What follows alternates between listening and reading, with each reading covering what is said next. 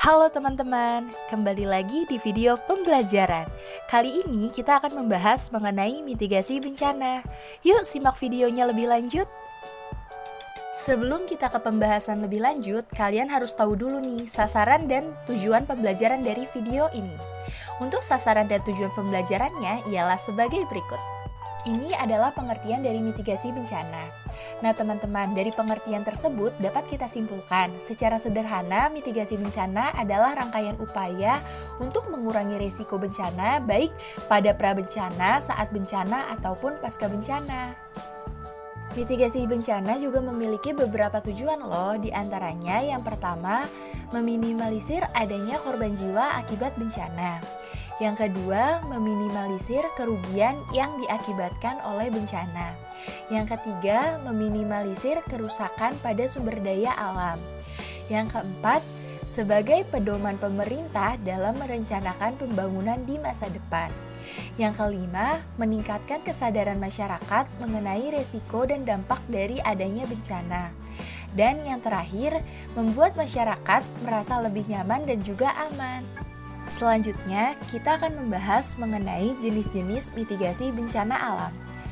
Mitigasi bencana alam terbagi menjadi dua loh teman-teman. Yang pertama itu ada mitigasi struktural.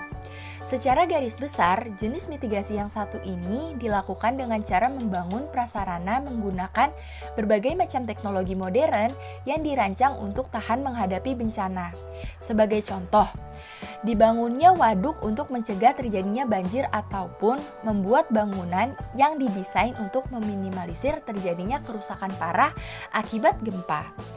Nah, yang kedua itu ada mitigasi non-struktural. Lain halnya dengan struktural, mitigasi non-struktural ini tidak mengacu pada pembangunan dengan pendekatan teknologi modern. Jenis mitigasi yang satu ini dilakukan melalui peraturan pemerintah dengan tujuan untuk meminimalisir kerusakan akibat bencana. Contohnya, pemerintah membuat Undang-Undang Nomor 24 Tahun 2007 tentang penanggulangan bencana. Berikut ini terdapat berbagai cara yang bisa kita aplikasikan untuk meminimalisir kerugian materi dan juga korban jiwa pada saat bencana.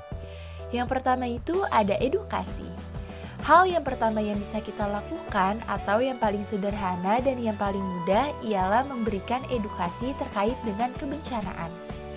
Selanjutnya itu ada kearifan lokal.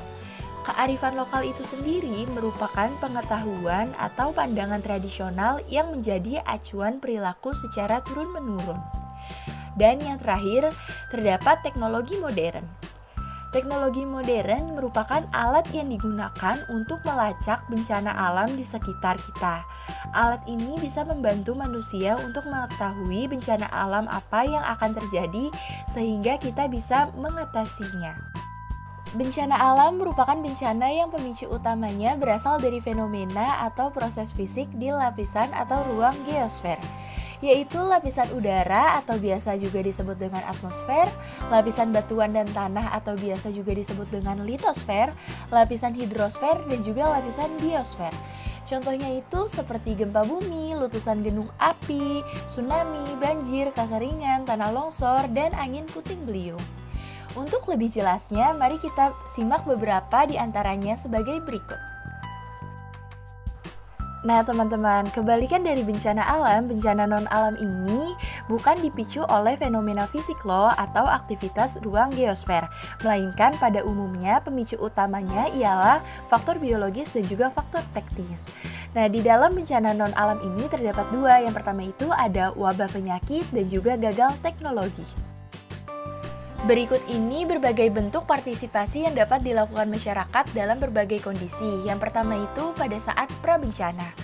Dalam prabencana atau sebelum bencana, kita dapat ikut berpartisipasi dalam beberapa hal.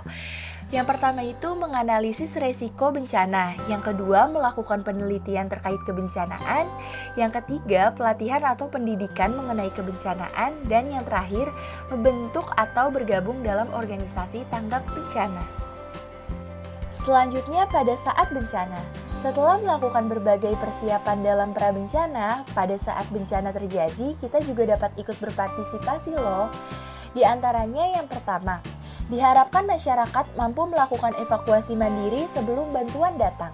Yang kedua, segera menginformasikan ke instansi terkait seperti umumnya BNPB. Dan yang terakhir, merespon tanggap darurat membantu masyarakat lainnya sesuai dengan keahlian masing-masing.